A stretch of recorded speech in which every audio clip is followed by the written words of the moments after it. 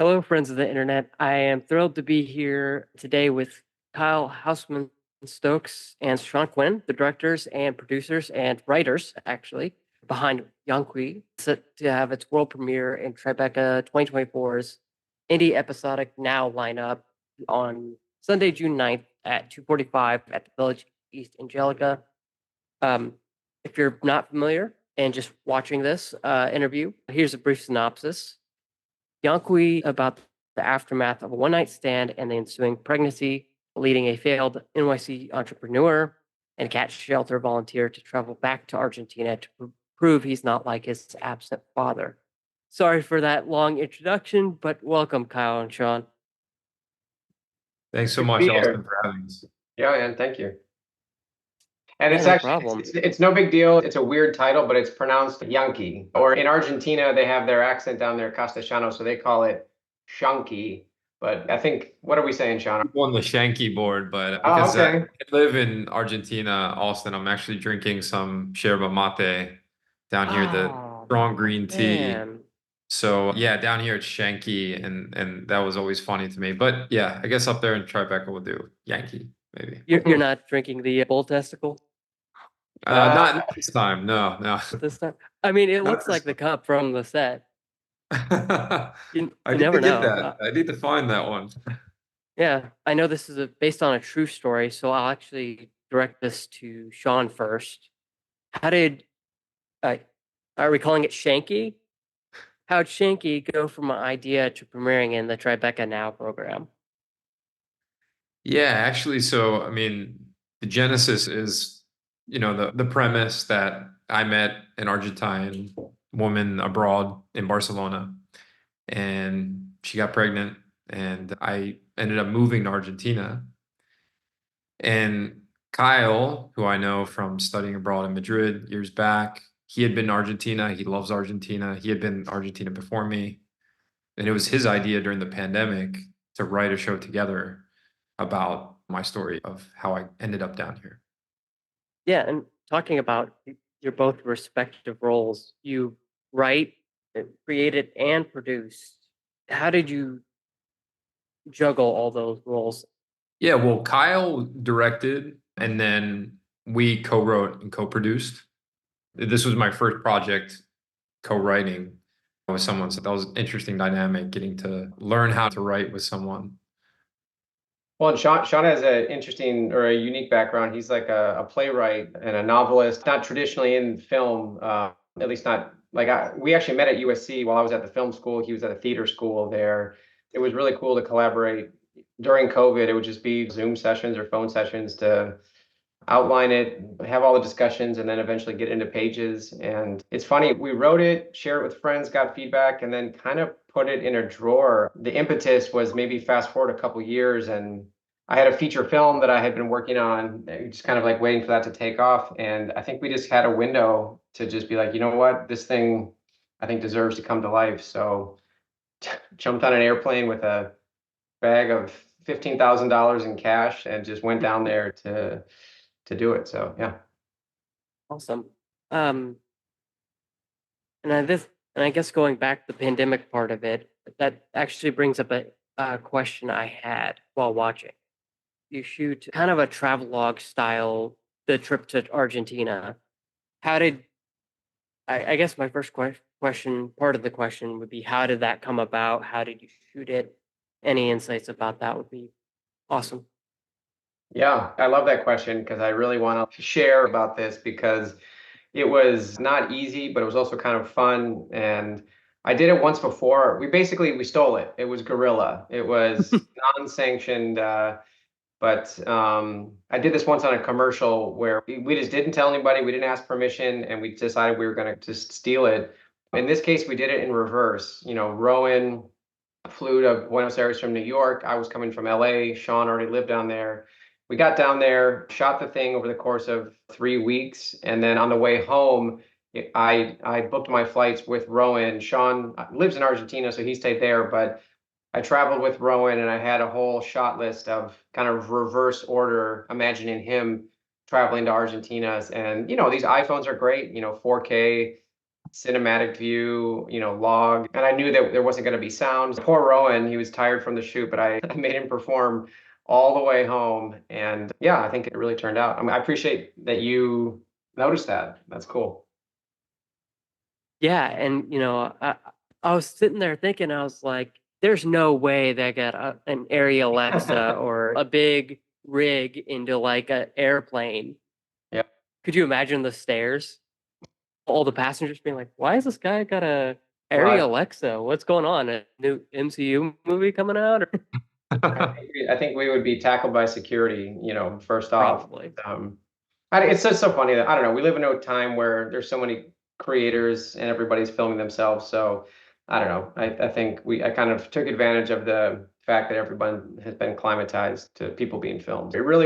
Like making this thing was the adventure of a lifetime. It really was. Like Sean said, we both have such a love and affinity for Argentina.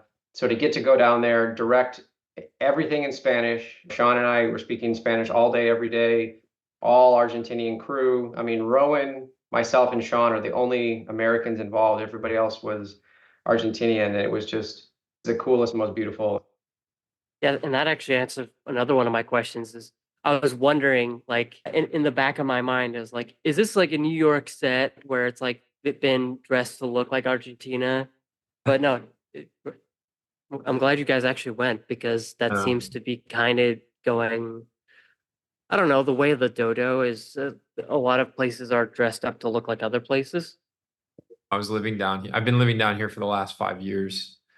And so prior to this, Kyle had visited me on another trip, and we always wanted to try to make it down here. Yeah, I mean, I think Yeah. another big thing for us too is like Sean and I have fallen in love with this country. Similar to other Latin American countries, like it has its similarities to what we know in the US, but it's also very European, very Italian, and we just wanted to share our love of this country and this culture with viewers. And so I mean, that was the first answer to the question, was where do we film it? It was a no-brainer. It's Buenos Aires. We really tried to capture in between the scenes, the interstitial moments of just all of this slice of life of Argentina, and the texture and the colors and the smells. I wanted it to feel like a travel log in a sense as well. Yeah. And then, Sean, I want to bounce back to you for a little bit because at the beginning of the episode, you talk about this being based on a true story.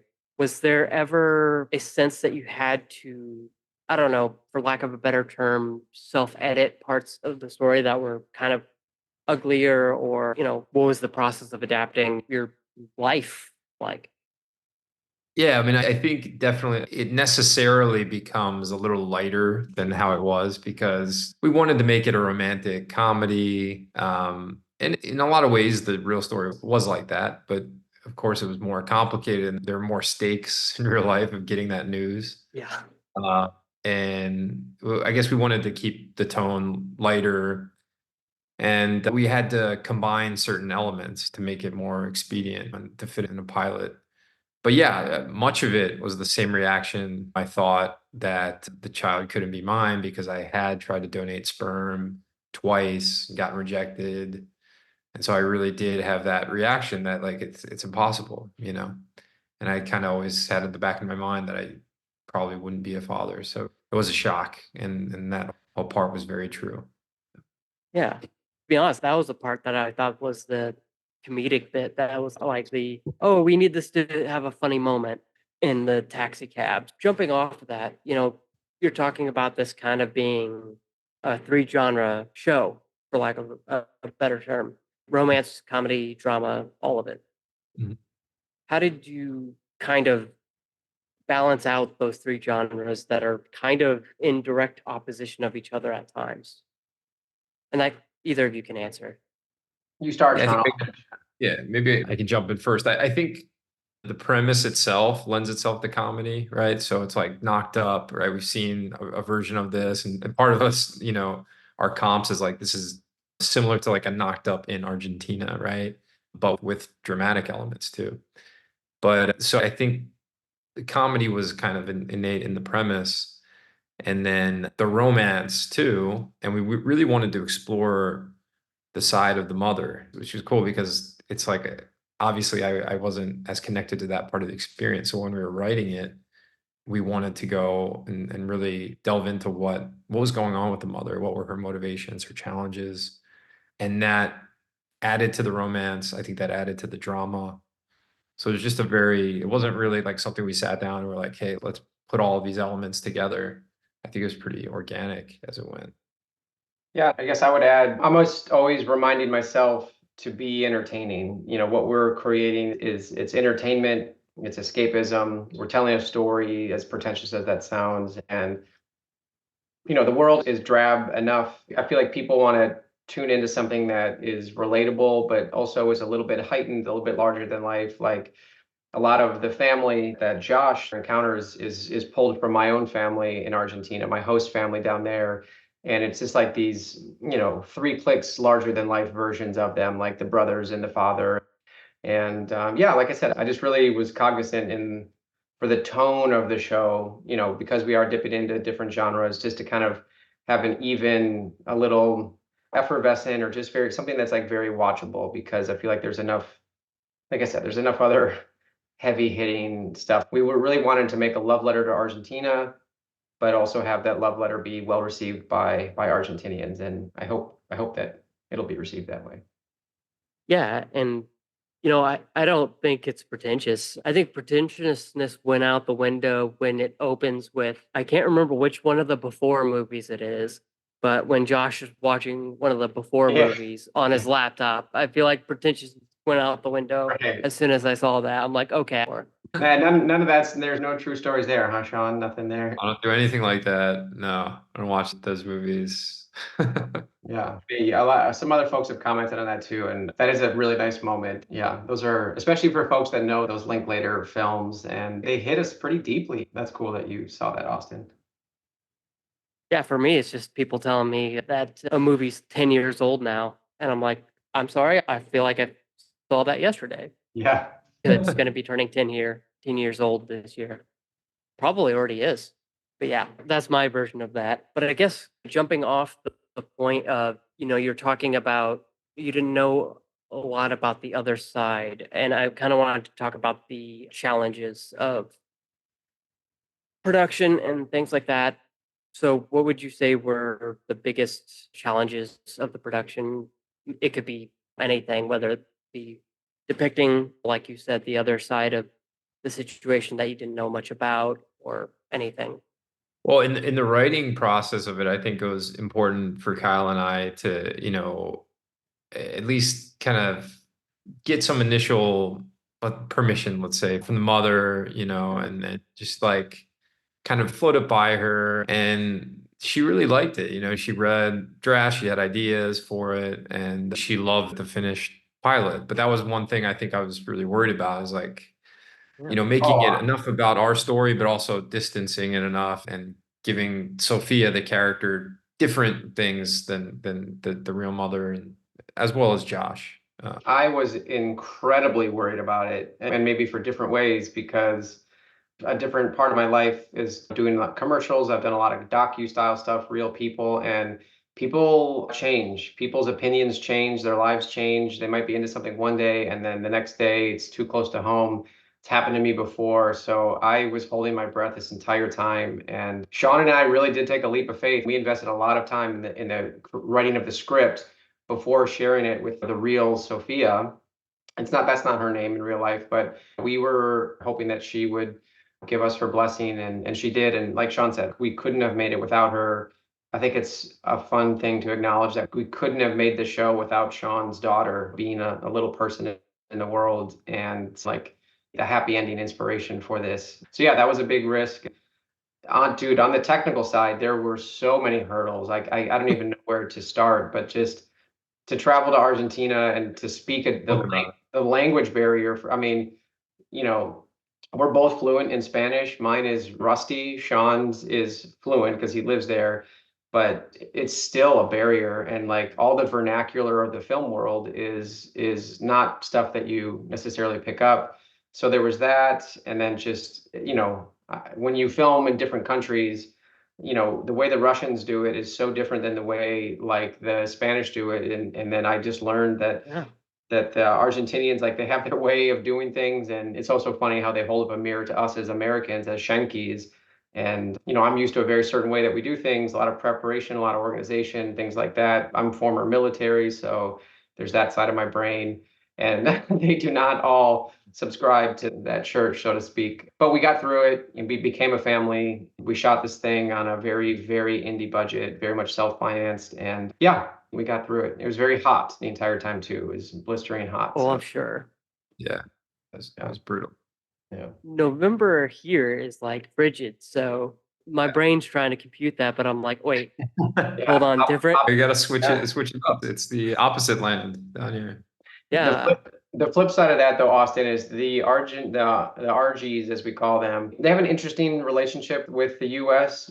Sometimes we'll accidentally say the word American, and they're like, "Oh, so you guys are the only Americans? Like South America, we're not Americans." But Sure. it is funny how the U.S. we do a lot of this self-important stuff, but even though they have their issues with the U.S., like I think a lot of foreign countries do, they also love American culture and US culture, and they were super welcoming of us. And everybody, this is just this thing that Sean and I came up with in COVID. And now here we are standing there with a crew of 30 people in the middle of the streets in Buenos Aires, and they're just working their butts off and they want to make it awesome. That was just a huge testament to them as a people.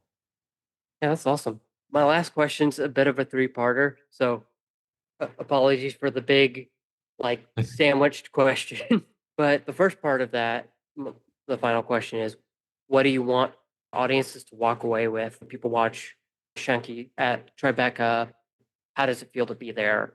And then what is the future of this series if it gets picked up for distribution? Because I know the Now market, the Tribeca Now program, is the distribution program for series. Yeah, I mean, I think like for me, like just to answer the first part of that, I would love, because it is a love letter to Argentina. One of the things I think would be cool is if people walk away like, oh, Argentina is, when I thought of Argentina before, it's kind of nothing like that. And really just that they enjoyed the story and they want to see what happens with Josh and Sophia next. Like that would be the two Yeah. things that It's got a great hook. This is like the first time we're sharing it with the world. So it's nice to hear you say that. I agree with Sean. I would just, I don't know, double tap that to say I would want people to come away with a newfound curiosity about Argentina, about traveling to Argentina, about experiencing Argentinian culture. And then also just like on maybe like a more squishy human level, I think it's really kind of brave and noble what he did all those years ago, getting on an airplane when finances are tight. And I don't know if this is the way the story goes, but this is the way I tell it, like spending his last dollars to get on an airplane to fly to the bottom of the world to prove to this young woman and to prove to himself that he's not going to be an absent father. There's just like a lot of ethics in there, and I feel like there's a lesson to be learned in there for everybody, because relationships and kids and family planning, like that stuff just never comes at convenient times. And I feel like this show, Shanky, is a story about someone who's kind of embracing fate and being flexible, maintaining some go with the flow of it all, and just staying open to the opportunities, because by the end of the series, we have the whole series mapped out. It's a really happy ending. And that wouldn't have happened if Sean didn't get on that airplane. And on the technical side, we are looking for distribution. We're looking for a partner. We're looking for a producer, a showrunner, a production company that believes in the story. We have really big, tons of ideas for what the first season could be. And we have some ideas for where we think a good home would be. But yeah, I'm rep at CAA. We're also talking with them about taking it different places. But there's just something so special about Tribeca and being in New York, and this is kind of a New York story in a way. So we hope to find our Josh and Sophia on the distribution side while we're there. Thank you both for taking time today to talk about Shanky. You can if you're in New York, you can catch it at the Village East Angelica on June 9th at 2:45, with follow-up screenings at the AMC 19th Street on June 12th at 6:15, and the last screening is June 16th at 12 p.m. at the Village East Angelica. And then I'll have a review up on June 9th of that first episode, along with a plethora of other reviews and, all the stuff you'd expect out of Tribeca. But again, thank you guys so much. Yeah, I appreciate it. Thanks, Austin.